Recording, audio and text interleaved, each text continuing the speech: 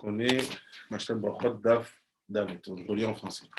Donc, comment on s'est dit, on prend l'information, après on essaie d'analyser. Et Benayahu Ben Yehoada, ceci représente le Sanhédrin. Dit lui tout seul, c'est le Sanhédrin. Et Eviatar, cela représente les Orim et Tumim. C'est quoi les Orim et Tumim? C'était ce que le Kohen avait au niveau de son torse et qui lui servait à décoder les messages de Dieu. C'est-à-dire que si tu avais, c'est comme si tu mets les lettres de l'alphabet ici, et je demande comment il s'appelle, et au lieu que j'ai une réponse directe, je vois Ben Yamin. Je dois aller au-dessus. Donc je dois comprendre que c'est Ben Yamin. Après, il dit, ça, c'était pour Eviatar. Donc on a trois personnages. Benayahu Ben Yehoada et Eviatar. Après, il dit, comme le verset le dit d'ailleurs, et Benayahu Ben Yehoada sur les Kéréti ou le Péléti. C'est quoi le Kéréti et le Péléti? Qui signifie que Benayahu Ben Yehoada, qui représente le Sanhédrin, précédait le Kéréti et le Péléti, qui sont les autres noms des Umi, Urim et Tumim. Donc, on sait maintenant que quoi? Que Kéréti et Péléti sont les autres noms des Urim et Tumim. C'est Ben Yehoada qui les portait sur lui ou c'est le grand prêtre? C'est le grand prêtre. D'accord. Grand prêtre. Mais il incarnait cela. Lui, il incarnait le Sanhédrin. Et le Eviatar, c'était lui le Kohen, Eviatar. Ah, d'accord, donc c'est Eviatar qui le portait Qui le sur portait lui. sur lui. Et Benayahu, il allait voir Eviatar pour lui poser des questions. Non, en fait, non. Ça, ce moment-là, c'est quand Shlomo il va avoir que son frère essaie de lui prendre le royaume. D'accord. Donc, c'est quoi son frère? C'est Adoniyahu. Ah oui. Adoniyahu, qu'est-ce qu'il a fait? Il a pris un autre Kohen, il a pris un second général de l'armée, il a dit, venez, on va vers le fleuve là-bas, et vous allez me faire roi. C'est autoproclamé. Voilà. Ah, okay. Donc, qu'est-ce qu'il dit David?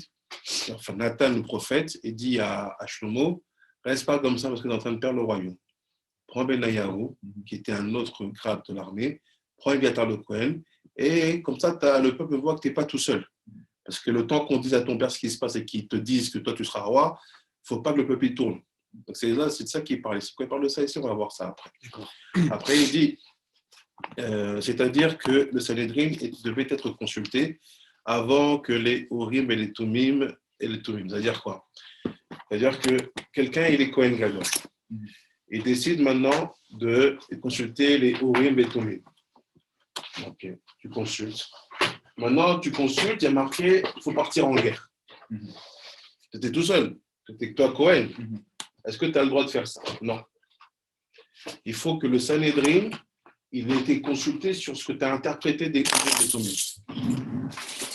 D'accord. Tu ne peux pas décider toi-même, j'ai une vision, c'est bon, maintenant on part faire la guerre. Tout le peuple, on met tout l'argent. Ça n'existe pas ça. C'est pour ça que même dans le monde où on est maintenant, si le président ou le Premier ministre veut voter une guerre, il faut que ça soit avec l'accord du Parlement. Tu ne peux pas aller tout seul. Il faut qu'il y ait comme ça une assemblée qui suive. Il dit, c'est pareil là-bas, qui ne font pas Shabbat, qui peuvent donner leur avis sur comment le royaume doit être dirigé. Donc après, il dit, donc Péléti et Kéréti, c'est les autres noms de Urim et Tumim. Après, il dit, il précédait le Kéréti et le Péléti, c'est-à-dire que le Sanhédrin devait être consulté avant les Urim et Tumim. Et notre verset est après Achitophel, venait Benayahu et Eviatar. Mentionnant Benayahu avant Eviatar, se réfère donc bien à ce dernier en qualité de porteur de Urim et Tumim. Donc il dit, l'ordre du verset du Passouk nous montre que, en fait, Benayahu, le Sanhédrin, était consulté avant et après, on pouvait voir le Kohen et son Urim et Tumim. On parle de la Gemara. La Gemara ouvre une parenthèse pour expliquer les termes, c'est quoi Kéréti et Péléti. C'est bizarre. Pourquoi, dans toute la Torah, on dit Urim, Betumim, et là, maintenant, dans la Gemara, on change de nom. C'est quoi ce truc? Alors, c'est quoi Kéréti, c'est quoi Péléti? On sait que le but des Urim et Tumim, c'est d'avoir l'avis d'Akadosh Baruch Hu sur une question concernant la marche du royaume. Donc, normalement, on les appelle Urim et Tumim. Et là, ça devient Kereti, donc comme Karet, et Peleti, comme Pelet. Alors, la Gemara va expliquer pourquoi on change de nom. Pourquoi à ce moment-ci, les deux s'appellent Kereti et Peleti. Il dit pourquoi les Urim et Tumim sont-ils nommés Kereti et Peleti? Il dit ils sont nommés Kereti car ils répondent par des paroles précises. Ça veut dire quoi? Ok. Et Peleti car ils sont extraordinaires dans le choix de leurs paroles. Donc il dit Kereti, c'est comme Keret. C'est précis, on te coupe, on t'arrête tout de suite. C'est-à-dire qu'il n'y a pas plus précis. Tu demandes quelle est la couleur de la veste que Rabbi Benjamin a achetée il y a 40 ans sur les plages du Brésil, il te dira bleu nuit. Comment tu sais? C'est ça, les trucs, c'est précis. Il n'y a pas de ah, peut-être, peut-être pas. Il fait après, pourquoi il s'appelle Pelleti? Parce que car ils sont extraordinaires dans les choix de leur part. C'est-à-dire que la manière de répondre n'est pas avec une logique humaine. C'est comme si on peut faire une comparaison, je demande à quelqu'un, est-ce que je devrais acheter un téléphone? Il ne va pas te dire oui ou non. Il va te dire, est-ce que ce que tu vas entendre te fera progresser? Tu vois, ce n'est pas une même réponse conventionnelle. Il te répond pas par rapport à oui, non, droite, gauche, fais pas. Il te dit quelque chose qui est extraordinaire, qui te pousse en fait à comprendre même pourquoi tu t'es posé la question. C'est ça que j'appelle Keret et Pellet. Pellet, ça vient de Pélé. Quelque chose c'est extraordinaire. Et Keret, c'est quelque chose qui vient de te dire, voilà, c'est séparé. Il n'y a pas de mélange. Ah, mais là, ok,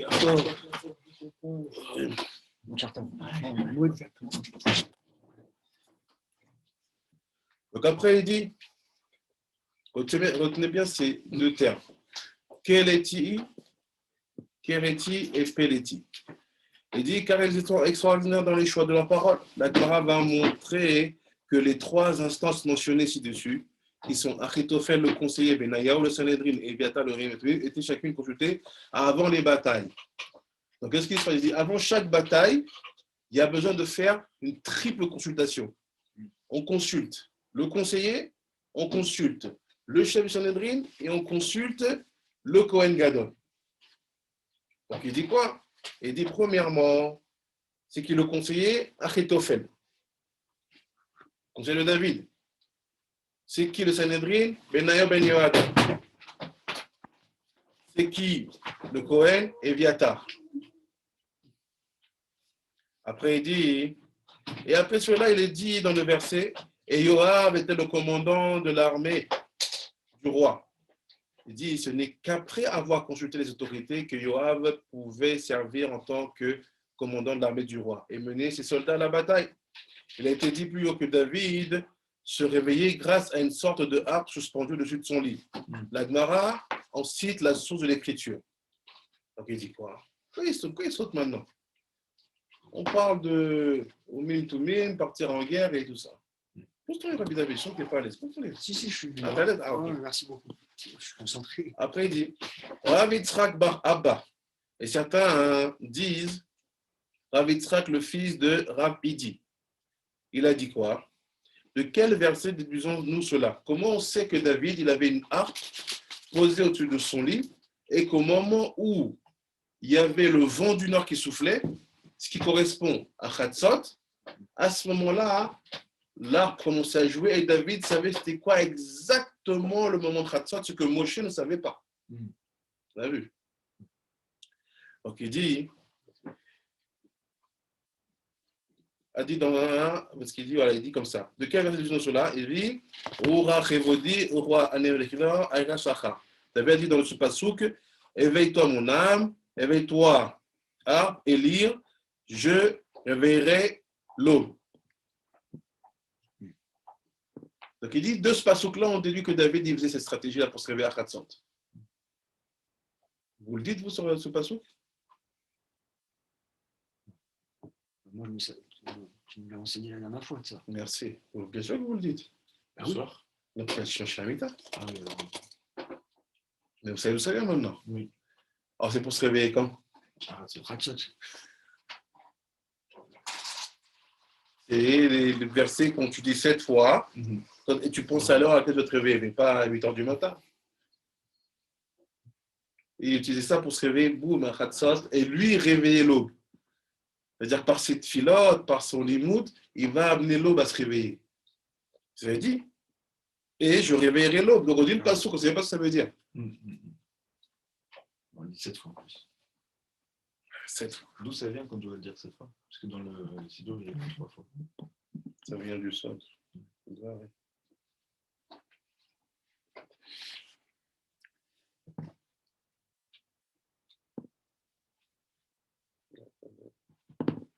Je sais qui l'appelle. Il dit, et je réveillerai l'aube. Après, il dit,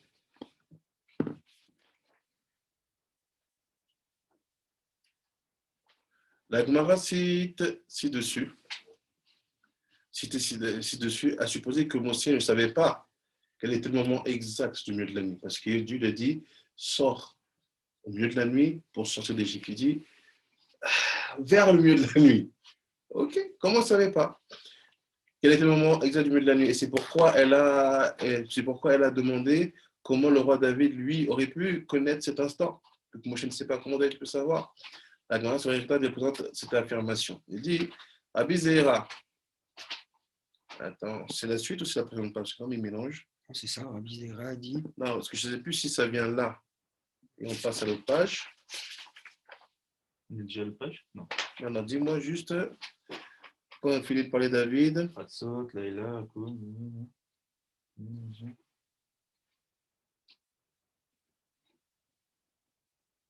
Ah, Rabbi Yoshua. Rabbi quoi? Après les Rabbi Yoshua. Rabbi Yoshua? Ouais. C'est l'autre page alors.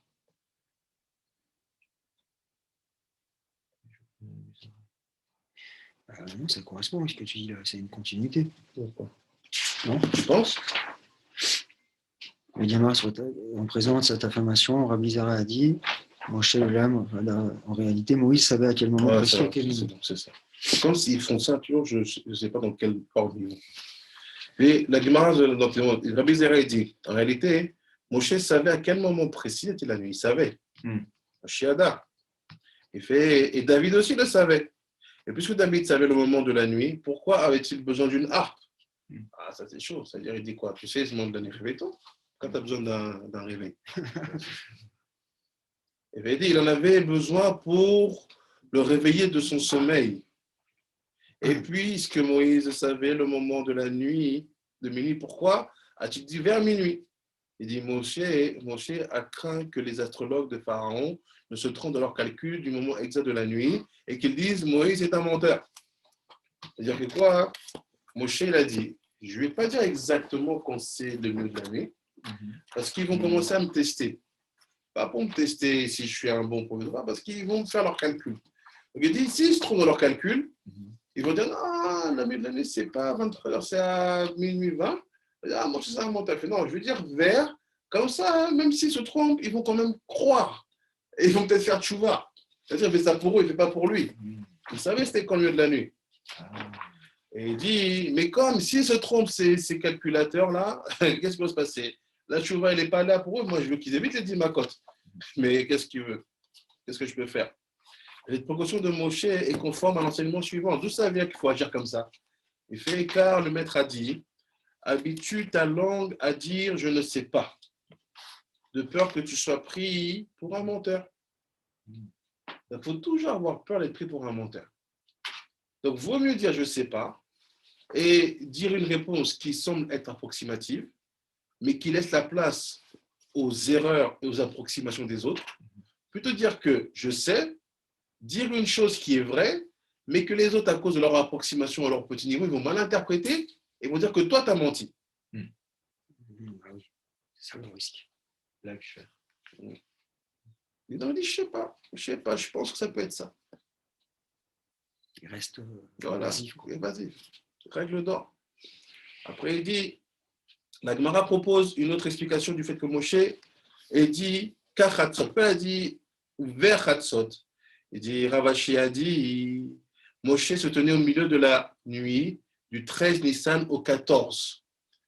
Donc on était quoi? On était veille de Pessah. Donc c'est le moment où nous, on va dire, un peu avant, on a fait Bdikat Hametz. Avec la flamme, on a cherché le Hametz.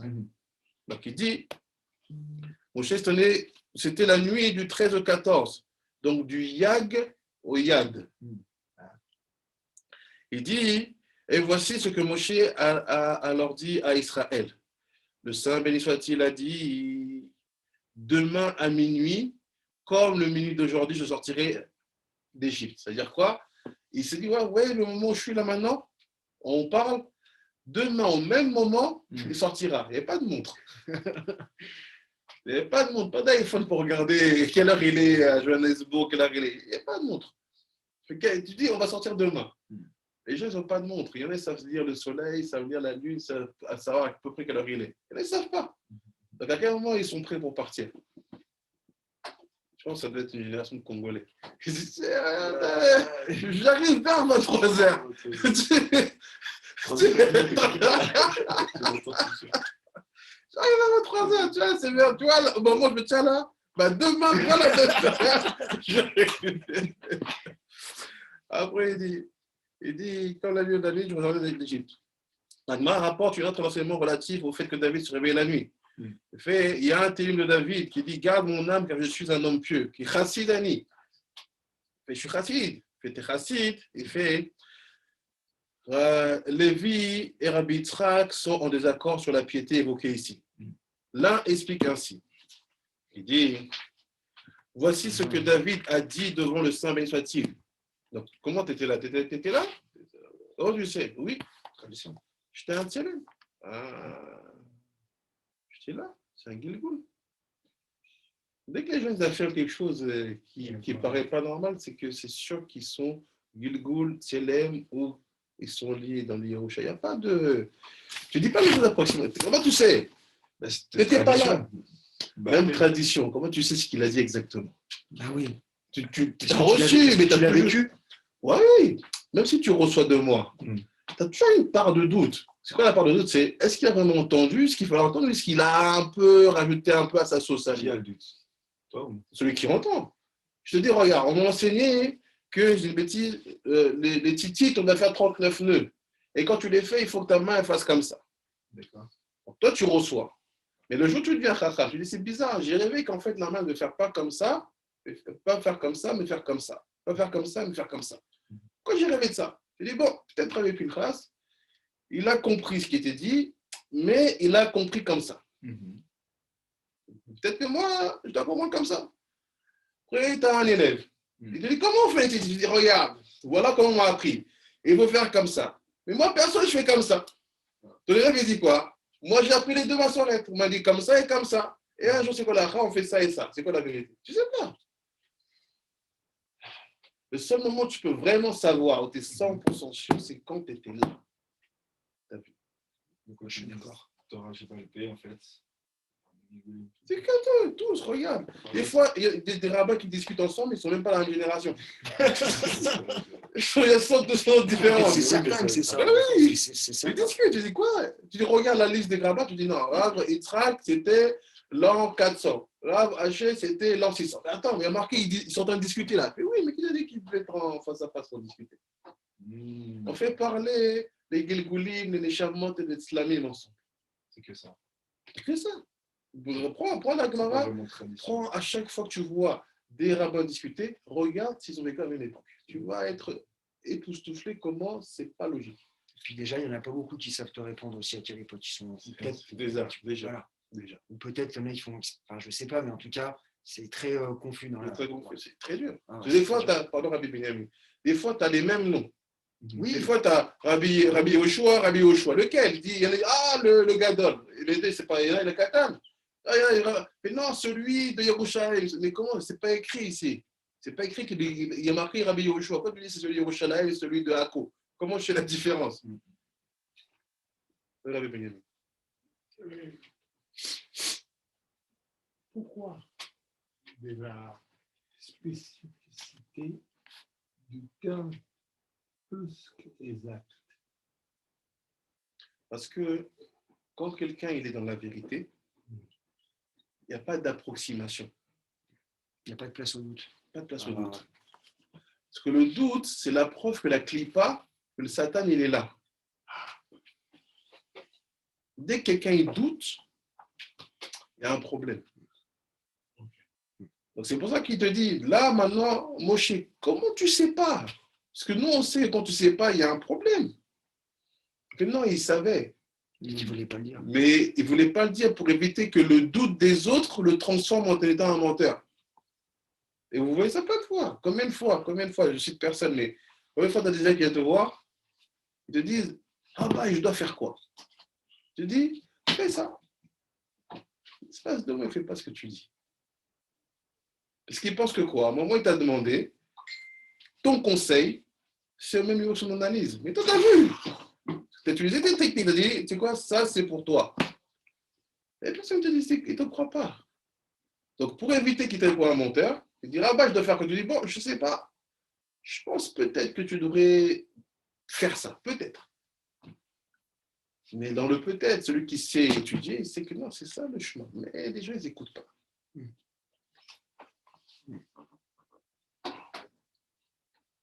C'est comme une fois quelqu'un, parce qu'elle est on fait des tfilotes, des prières pour qu'elle guérisse, elle guérit. Et comme par hasard, au même moment, il y a une dame qui est malade. Elle dit, oui, est-ce que je peux aussi bénéficier de tes terribles qu'on fait pour toi et qu'on rajoute mon nom? Donc moi, je n'entends pas, je ne savais pas cette histoire. Donc on me dit, oui, il y a un petit problème, je sais quoi. Et la dame pour qui vous faites les tfilotes, là, elle va très bien, elle est guérie. Maintenant, il y a une autre dame qui est mariée qui veut qu'on la rajoute dans la liste, mais apparemment, la dame qui a profité au premier ne veut pas. Je lui ai dit, dites-lui que vaut mieux qu'elle veuille. C'est mieux qu'elle dise oui. Mais elle n'a pas voulu changer. Je ne veux pas dire, dis ça, fais ça, parce que les gens ne t'écoutent pas. Donc, tu donnes, dis-lui que c'est mieux qu'elle dise oui. Elle a dit non. 2 semaines après, elle était niftarée. Je n'ai pas dit que c'est ça et ça. Des fois, c'est très dur de faire entendre raison aux gens. Le Yehudi, il est têtu. Il croit que personne, il croit que lui-même. Il ne faut pas croire que quand tu parles à un juif, il va t'écouter. Il ne t'écoute pas. Il ne t'écoute jamais. C'est pour ça qu'il nous dit, il faut parler comme ça en général. Mais quand après tu rentres dans des milieux où tu commences à avoir un vrai maître, il n'y a pas d'approximation. C'est, fais ça. Celui qui fait ça, il comprend que non, là, je suis un bitoul. Pas un bitoul par rapport à lui. C'est lui, c'est qui? C'est un homme. Mais bitoul parce que je sais ce qu'il investit de son temps pour avoir les idées claires. Comment il se préserve, comment il gagne les kadosh, comment il est tahor, comment il étudie, comment il se lève la nuit. Tout ça, je sais que ses idées sont plus claires que les miennes. Donc je le crois. Parce qu'il me connaît. Mais c'est très dur. Tu n'arrives pas à vivre ça comme ça. Même avec tes enfants, c'est dur. Imagine d'écrire par ton enfant. T'imagines. Mais justement, des fois, quand c'est des étrangers, tu crois plus, tu les crois plus que ta propre famille. J'ai remarqué ça. Et... Oh! Oh, ouais, je sais qu'il est.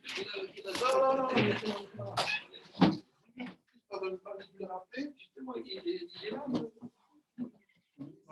Oui, Rabbi Shimon. C'est juste le passage, j'ai dit, et là, le Khatan, il va bien aussi. Shalom, Rasek, shalom. Tu as mérité. Il a dit, you deserve it. It was. D'accord. On parle français. Oui, c'est bon. Non.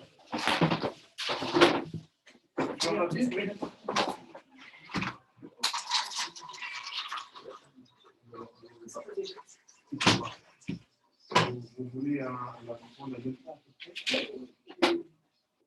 J'ai entendu parler de la droite de c'était. C'est possible. Je veux dire, j'ai entendu parler de l'unité dans vos rabbins. Vous avez un papier pour les.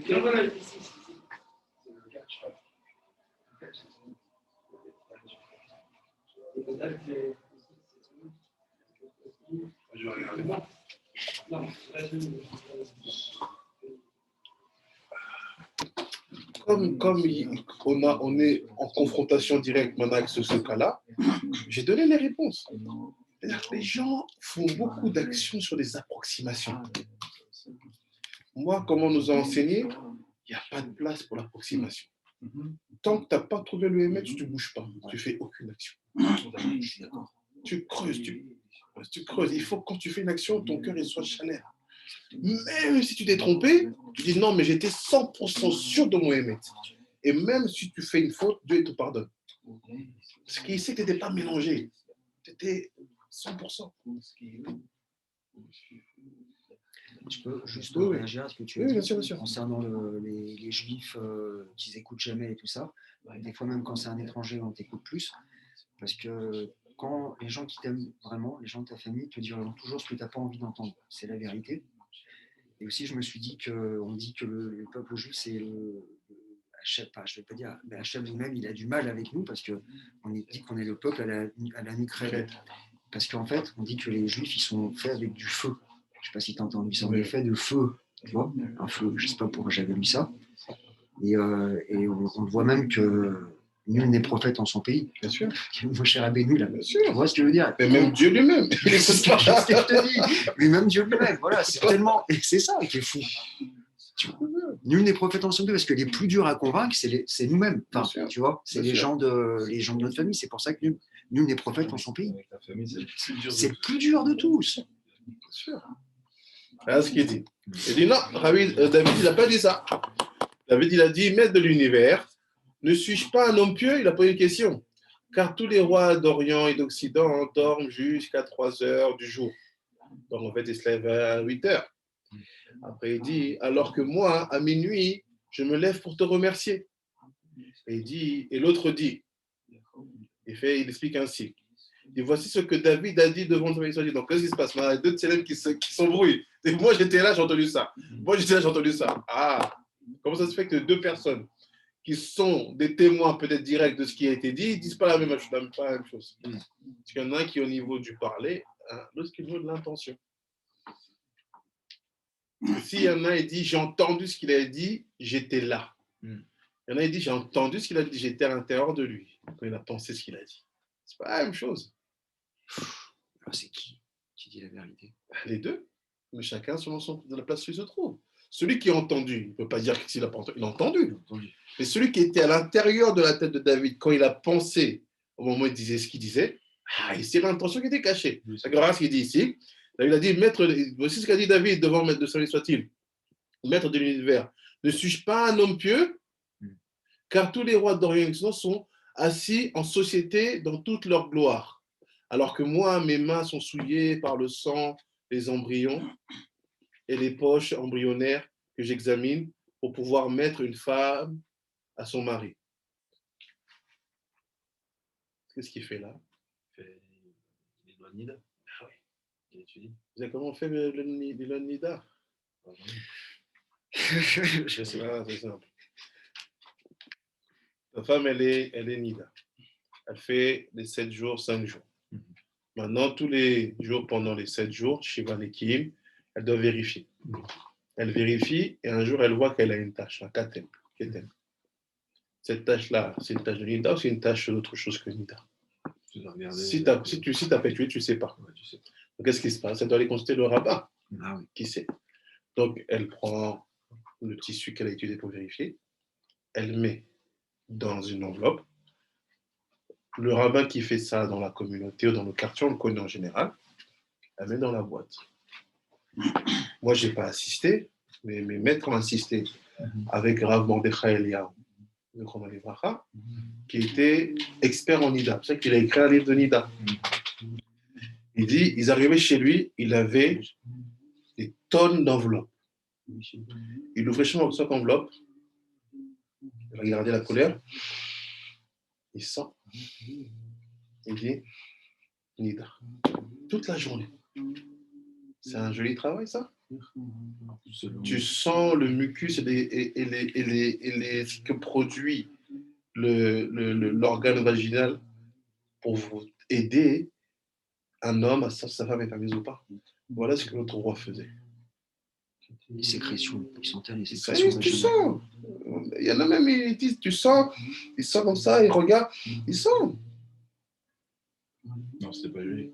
C'est pas joli. Ah non, pas du tout. Et maintenant, imagine, lui, il fait ça avec les femmes mariées. C'est-à-dire quoi? Elle envoie Dame Nida. C'est-à-dire, c'est Tao, t'as vu?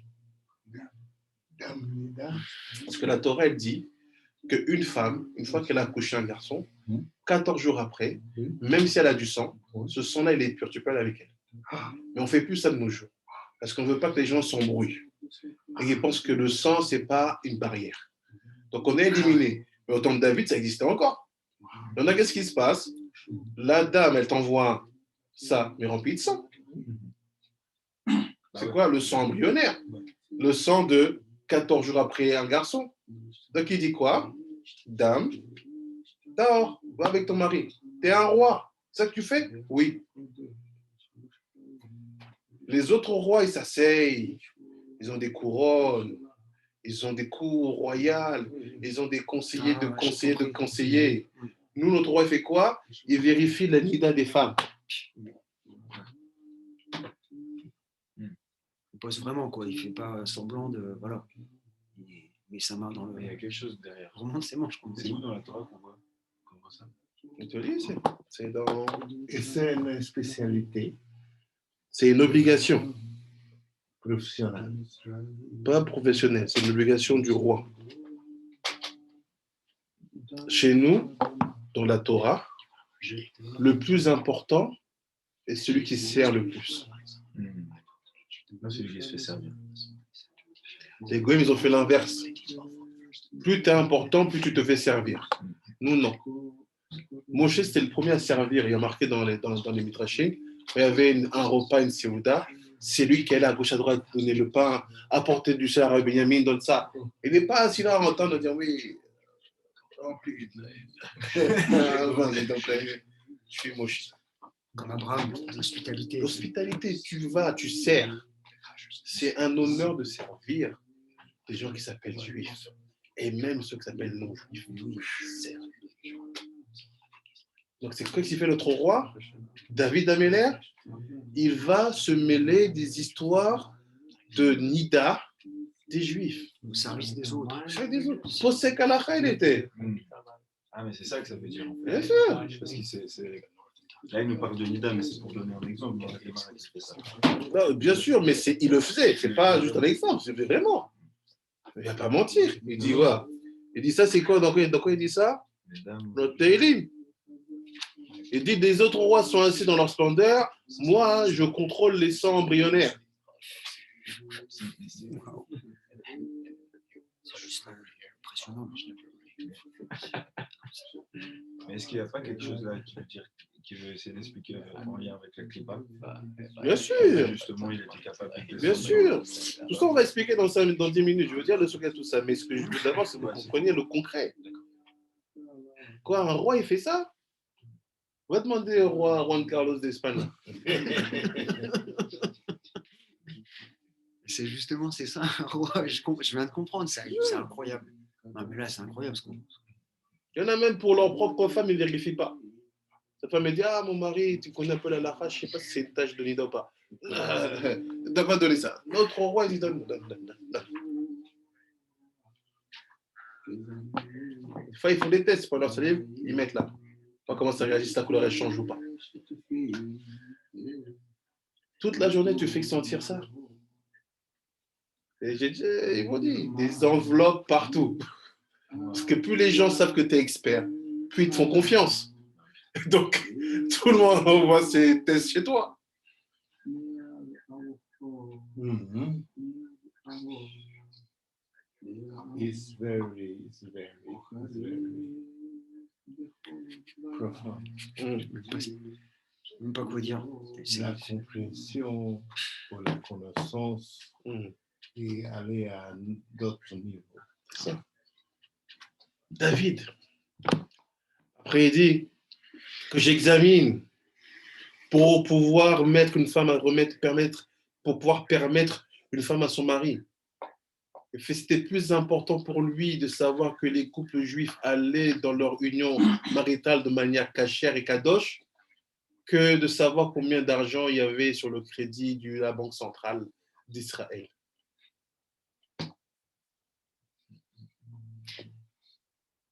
Quelque chose qui me revient parce que, justement, à juste titre, lui, comment il a reçu ce pouvoir? Justement, lui qui vient d'une union qui est mixte, et c'est en ayant eu cette union mixte, c'est cool. C'est ça, ça rejoint ce qu'on disait tout à l'heure. En fait, c'est grâce aux guéris qu'on peut avoir ce pouvoir quelque part. Qu'on guérit. Grâce aux guéris, voilà. Et non seulement cela, mais pour tout ce que je fais, je consulte Méphibosheth, mon maître. Et je lui demande, Méphibosheth, mon maître, ai-je jugé avec raison? Ai-je condamné avec raison? Ai-je exempté avec raison? Et même si tu es roi et que tu as pris la décision, tu as toujours ce truc de dire non, je ne veux pas qu'il y ait un juif qui pense que j'ai été injuste. Des fois, la raison ne suffit pas. Tu peux dire, la loi dit, tu t'es trompé, tu dois payer. Mais même si la loi le dit, je ne veux pas que celui qui a été condamné pense que je l'ai fait de manière injuste, qu'il ait une seule once de rancune. C'est un roi. Et là, Oui. Je ne sais pas comment ça. Mais quelquefois, deux questions, je veux que vous parlez ou enseigner de cette question. Et la question qui vous parlez hier. Laquelle? Sur l'Afrique. Sur les bonnets noirs? Oui, mais dans le petit détail. D'accord. On va le faire, Bined. Donc il dit, ai-je déclaré pur avec raison? C'est mal traduit. Il n'a pas dit avec raison, il dit il a fait. Est-ce que j'ai fait ça beau? Il a fait. Ai-je déclaré tamé impur avec Yafé? N'ai-je pas eu honte d'avoir et je n'ai pas eu honte d'avoir agi ainsi. La Gemara prouve cela du verset. Rabbi Yehoshua, le fils de Rabidi, a déclaré. De quel verset déduisons-nous cela? Je parlerai de tes préceptes devant les rois. C'est-à-dire, mes fils Bochette, je n'en aurai pas honte. La Gemara cite une braïta en rapport. Il a été enseigné dans une braïta. Son nom n'est pas Méphibosheth. En fait, il s'appelle Ishbosheth, de son nom. Et pourquoi on l'appelle Méphibosheth? Car il faisait honte à David en matière de loi. C'est pourquoi, c'est-à-dire, puisqu'il était prêt à s'humilier devant Méphibosheth, David mérite que Kilav descende de lui. C'est qui Kilav, on va voir, c'est qui. Donc il dit quoi? Méphibosheth, c'était pas un expert. C'était une missile atomique d'Alaha. Si David lui-même Il avait honte. Oui, il l'humiliait tellement qu'il était érudit. Et il y allait quand même. Il dit, j'ai pas eu honte d'avoir honte de me tromper. Et Rabbi Hanan a dit, son nom n'était pas Kilav, et là, Daniel. En fait, Daniel, c'était son nom. Ah, c'est qui Daniel? Un descendant du roi David. Ah oui, c'est un enfant de Judas. Excuse-moi, petite question. Et c'est qui alors ce fameux Méphibosheth? Méphibosheth, c'était le maître de David. C'est son maître, son rabbin. Ah ouais? Ouais. Donc il dit, il ne s'appelait pas Kilav, c'est qui Kilav? Et puis Kilav, il y a tellement de choses qu'on peut développer, mais je vais me concentrer sur une chose. Il ne s'appelait pas Kilav. Fait Kilav, c'est l'autre nom de Daniel le prophète, qui est un descendant de David Améler. Et il dit, il ne s'appelait pas Kilav. En fait, Daniel était son nom. Et pourquoi l'appelait-on Kilav? Car il embarrassait Méphibosheth en matière de loi. Et donc Daniel surpassait Méphibosheth, le maître de David, en matière de loi. Et Shlomo, dans sa sagesse, a dit au sujet de Kilav, mon fils, si ton cœur est sage, mon cœur se réjouira ainsi. Et il dit encore, Sois sage, mon fils, et réjouis mon cœur, et je pourrai répondre à celui qui m'offense. Tout ça, ça parlait de Daniel. Le prophète, on a presque fini. Après, on va faire le solde de tout ça dans quelques minutes. À propos du passage qui est dit, garde mon âme car je suis un homme pieux. J'aimerais un afshi qui chassidani. Et dit, mais David pouvait-il se considérer lui-même pieux? Est-ce qu'on s'octroie un titre de piété? Non. Il fait, et pourtant, il est écrit, si seulement j'étais convaincu de voir la bonté d'Hachem sur la terre de vie. Et un Tana a enseigné au nom de Rabbi Yossé. Pourquoi y a-t-il des points au-dessus du mot loulé? C'est-à-dire, on écrit loulé, et il y a des points au-dessus des otiotes, le mot loulé. Et dit, David a dit devant le Samani soit-il, maître de l'univers, j'ai confiance en toi. Je suis certain que tu donnes une bonne récompense aux justes dans le monde à venir. Mais je ne sais pas si j'ai une part parmi eux ou non. David dit ça. Alors, s'il lui dit ça, qu'est-ce qu'on doit dire nous? Nous voyons donc que David doutait de lui-même. Alors comment se considérait-il comme un homme pieux?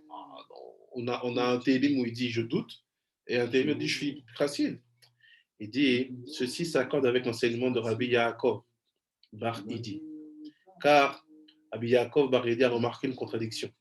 D'une part, il écrit qu'Hachem a promis à Yaakov, voici je suis avec toi et je te garderai partout où tu iras. Et pourtant il est écrit, et Yaakov avait eu très peur. Yaakov avait peur en dépit de la promesse d'Hachem de le protéger. Car il a dit, peut-être la faute entraînera-t-elle une perte de cette protection divine. Il dit, je sais, tu as dit que tu me protéger, mais peut-être si je me trompe, si je fais une faute, cette protection, elle sera annulée. Il dit, la Gemara cite une autre source où apparaît cette même idée. Cela s'accorde aussi avec ce qui est enseigné dans la Braïta.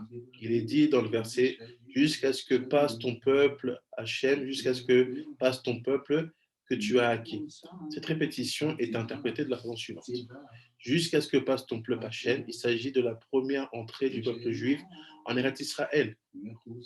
Sous la conduite de Yoshua, jusqu'à ce que passe ton peuple que tu as acquis, il s'agit de la deuxième entrée sous la conduite de Ezra. D'ici, c'est-à-dire du fait que deux entrées en Eretz Israël ont été mentionnées dans le même verset, les sages ont dit qu'elles ont en commun les caractéristiques suivantes. Le juif méritait qu'un miracle soit accompli pour eux du temps de Ezra à Sopher. Tout comme cela s'était produit du temps de Yehoshua, fils de Yehoshua ben Nun. Mais cela ne s'est pas produit car la faute entraînait la perte de cette récompense. Donc la faute a fait qu'on n'a pas réussi à revenir en Eretz Israël à l'époque de Ezra et de Néhémia, comme on était revenu à l'époque de Yehoshua. Si on n'avait pas fauté, on aurait pu revenir avec la même gloire, la même force, et vaincre tous les ennemis qui nous empêchaient. Après dit, la Gemara reprend l'opinion des sages de notre Mishnah pour entamer son analyse. Il dit quoi? Les sages disent, le schéma du soir peut être resté jusqu'à minuit. Donc le schéma du soir peut être resté jusqu'à minuit.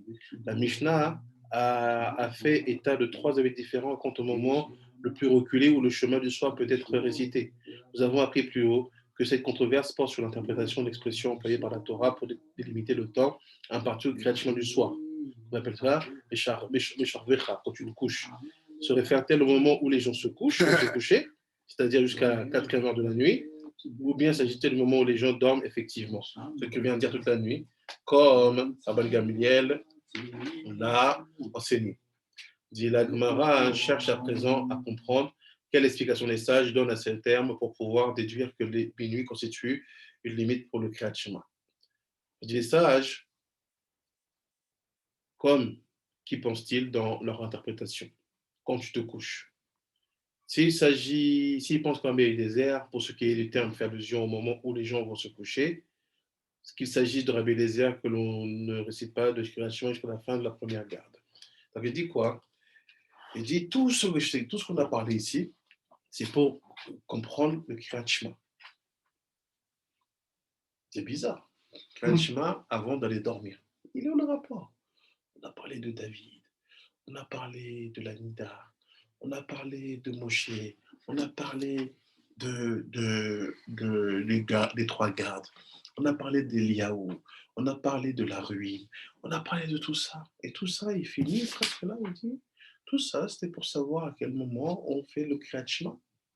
En fait, je vais vous donner un petit secret. Il y a deux mots sur lesquels on va s'arrêter pour qu'on comprenne. La première des choses, c'est quand on est à la page 4A, quand il dit là-bas, 4A1, quand il dit là-bas que, premièrement, Achitophel était le conseiller,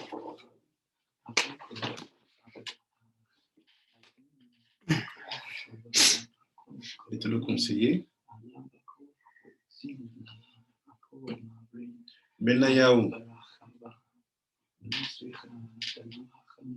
c'était le chef du Sanhedrin,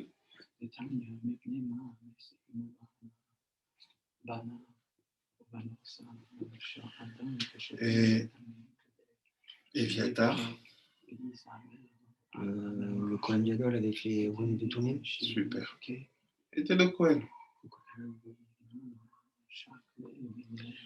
Pourquoi on a besoin de ces trois là? Parce que on veut savoir si on doit aller faire bataille, Ah oui, faire la guerre. il faut les consulter avant. Le raccord. Là, ça veut dire quoi? On va prendre le Ben Ishraï. Rabbi Benjamin, est-ce que je peux te demander... tu l'as, tu vas l'utiliser. Prends, ouais. Attention, ton verre. Ouais. T'as ton Ben Ishraï, le verre. Prends, je vais te mettre la page. Ici. Première ou deuxième? Première. Je trouve pas ça. Donne-moi un bleu et un rouge. Ouais, voilà, celui-là. Merci. Et puis à côté, le premier, à droite, droite encore. Voilà, celui-là. C'est vrai. Voilà. Là, c'est bon. Donc, il dit quoi? On veut savoir, on doit consulter ces trois-là pour la bataille. Oui. Ok. On va aller. Vous allez chercher Parachat. Je te trouve la page. Shoftim. Ok. Donc je pense que pour toi, c'est page.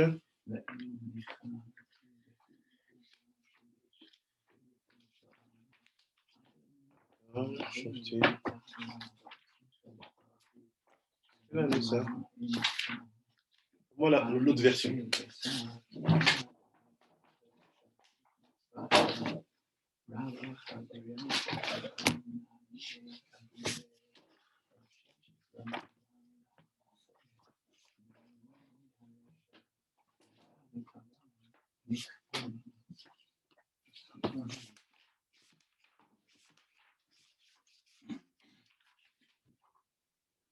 C'est page 557. Je vais lire ici. C'est en français déjà, mais après on va compléter. T'as trouvé la page 557? Ouais, merci. Ah, vas-y. Lis en français. Quand tu t'approcheras d'une ville pour faire la guerre avec elle, tu lui feras des propositions de paix. Voilà, on est d'accord, Rabbi Benjamin? Oui. On parle bien de la guerre, la bataille? Oui. Ok, vas-y, Rabbi David. Devarim Deutéronome 20:10. L'homme est nommé une petite ville de peu d'habitants, comme le dit Coëlette, Ecclésiaste 9,14. Nous savons que le penchant en mal attaque l'homme sur le plan sexuel, plus que sur tout autre plan, et que personne ne peut le vaincre tant que l'homme ne s'est pas marié. C'est ce qu'il dit notre verset. Quand tu approcheras d'une ville, de ton corps nommé ville, pour faire la guerre contre le penchant au mal avec elle, pour que le corps ne soit pas détruit par le penchant au mal. Il faut d'abord rechercher la paix, c'est-à-dire se marier, car un sage enseigne qu'un homme qui n'a pas d'épouse vit sans paix. Ah, vous voyez ce qu'il dit, le Gemara, maintenant? J'explique. Depuis tout à l'heure, la Gemara nous parle de Benayahu, de Léviatar et de Achitophel. Ils disent, il faut les consulter avant de partir en guerre. La guerre, c'est quoi? C'est conquérir ta ville. C'est quoi conquérir ta ville? C'est être le maître de ton corps. 100%. Il dit, tu ne peux pas aller faire cette guerre-là si tu n'es pas marié.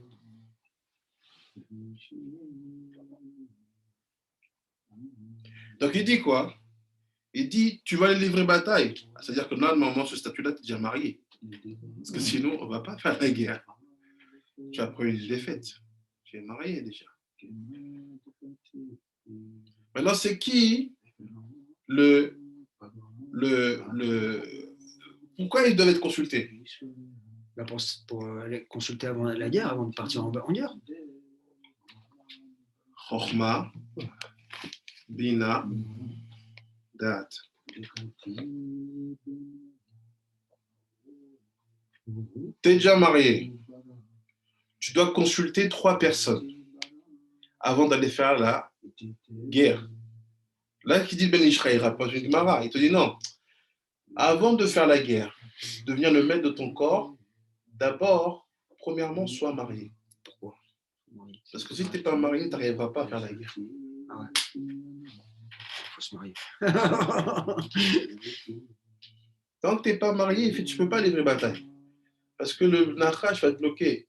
Ou sexualité. C'est ce qu'il dit. Il le dit très. C'est pas bien traduit, mais l'idée, on comprend l'idée. Ah oui, mais c'est marqué. Hein. Sur le plan sexuel, hein, c'est marqué. Dans le musulman, c'est qu'il nous notre prochain divin pour faire la guerre. Ne soit pas détruit par eux. C'est le début, c'est. Il faut. Ah oui, que vas-y, vas-y. Nous savons que le penchant au mal attaque l'homme sur le plan sexuel plus que sur tout autre plan, et personne ne peut le vaincre tant que l'homme ne s'est pas marié. Voilà. Personne ne peut le vaincre tant que l'homme ne s'est pas marié. Donc, qu'est-ce qu'ils sont venus faire là, Benayahu, Achitophel et Éviatar? Te conseiller sur la bataille. Quelle bataille? Ta bataille. Pour conquérir ton corps. Mais si tu n'es pas marié, essaye pas. Tu vas finir dans toutes les dérives sexuelles qu'il y a. Il faut d'abord te marier. Et quand tu es marié, tu dois les consulter. Les 3 conseillers. C'est que les 3 conseillers? Chokhma, Bina, Da'at. La Chokhma, Éviatar le Kohen, parce qu'il est du côté droit, précède. C'est qui Benayahu, chef du Sanhedrin? Gvura. Et c'est qui le conseiller? Le date, il est là, il prend là, il te dit voilà, je te sers un plat de conseil. Mais on sait très bien que l'homme qui n'a pas marié n'a pas de date. Il faut d'abord être marié pour avoir des bons conseillers. Alors, comment je sais que cette Gemara parle de ça? Vous allez voir. La fin de la Gemara, elle dit quoi?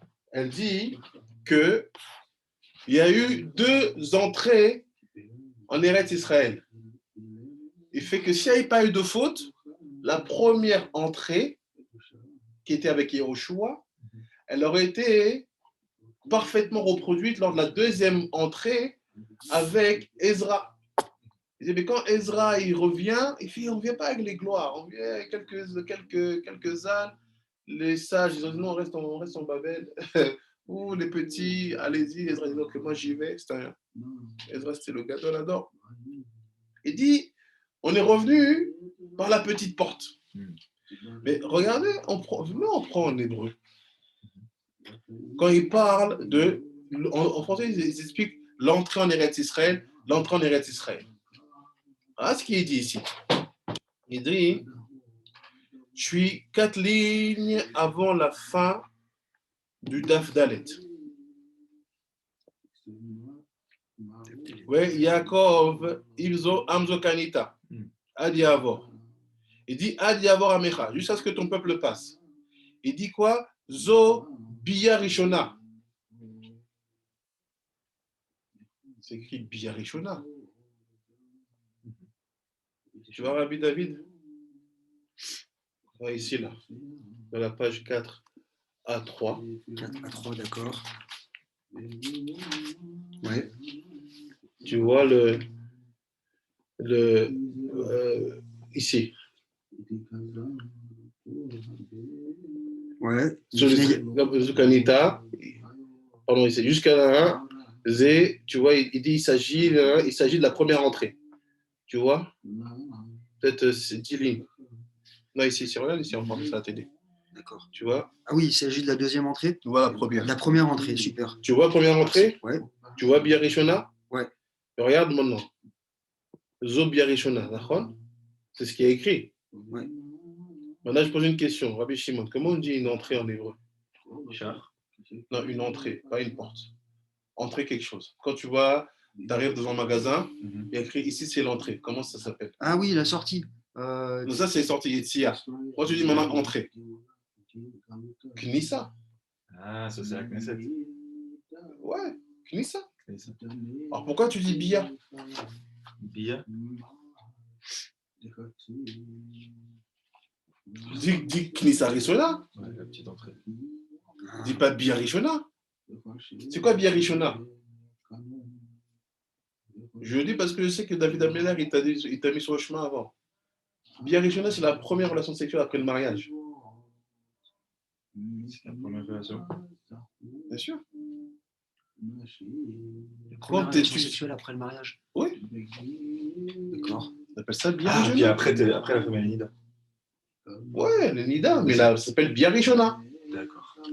La première porte, genre. Non, La petite. non, faut pas vous mélanger. Non, pardon, ok. Knissa, c'est l'entrée. Entrée. Oui, La pardon, première. oui, pardon, l'entrée. Là, on parle de Oui. Bia, on parle pas de Knissa. Non, ok. Ok. Bia Rishona, c'est la première fois que tu vas avec ton épouse après la choupa. Cette Bia-là, elle sert à faire quoi? À transformer son rechem en endroit qui peut donner un bébé. Vous comprenez? Et après, Bia Shnia. Pourquoi il parle de Biot? Il parle de Knissot. Parce que c'est le lien, c'est comme ça que tu as su qu'il parlait de. Bien sûr, mais même avant, David Beller, il parle de quoi? Il dit, je vérifie le rechem, Ouais. je vérifie le sang de Nida. Bah, tout ça, sachez que quoi? Le Kriyat Shema, avant de dormir, il s'appelle aussi Bia Rishona. Entre Za et nous. Et ouais, je vois, c'est lui qui te protège en fait pendant la nuit. Et après, quand tu te réveilles au bon moment, oui, mais avant ça, le nom codé du Kriyat Shema à la Mita, c'est ce qu'on parle à la fin, non? Ouais. Il dit tout ça, c'est pour ça qu'on peut faire la Kriyat Shema. Le dernier Kriyat Shema de Harvit. C'est-à-dire que le Kriyat Shema qu'on fait à la Mita, il s'appelle aussi Bia Rishona. Et le Kriyat Shema du matin de Shacharit s'appelle Bia Shnia. C'est pour ça qu'ils sont liés. Bien sûr. Donc, qu'est-ce qu'il explique ici? Tout ce qu'on a étudié là. La bataille dont il parle, les histoires de Nida. On est en train de parler du Kriyat Shema chez Alamita et de Harvit. Et bien sûr, derrière sont reliés et la première sortie d'Égypte, avec la première rentrée en Israël, et la deuxième rentrée. Donc la troisième rentrée, on a dit, elle sera comme la première. Donc, avec la gloire, ça sera comme une Bia Rishona. Pourquoi? Bah, c'est évident, on est toujours fiancé à Dieu, on n'est pas encore marié. On n'est que la fiancée de Dieu. On sera marié à la Géoula. Là, il y aura la Bia Rishona.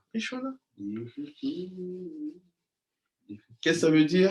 On va expliquer la prochaine fois. Mais sachez que tout ce lien-là, c'est que Eviata, Benayahu, Achitophel, c'est le Chabad qui vont t'aider à gagner la bataille. Quand tu gagnes cette bataille-là, qu'est-ce qui se passe? Tu te réveilles, c'est la Khatsot. C'est après que tu sois marié. Tu peux avoir, mais il faut avoir une Kedusha Tabrit. Toi, tu te lèves à Khatsot. Et à Khatsot, tu te lèves et c'est toi qui réveilles l'aube. Donc, toutes ces histoires-là, on parle du même sujet. C'est écrit dans chaque Kabbalah. Tout ça, J'ai même plus envie de partir là. parle du même sujet. Baruch Adonai, vraiment, mais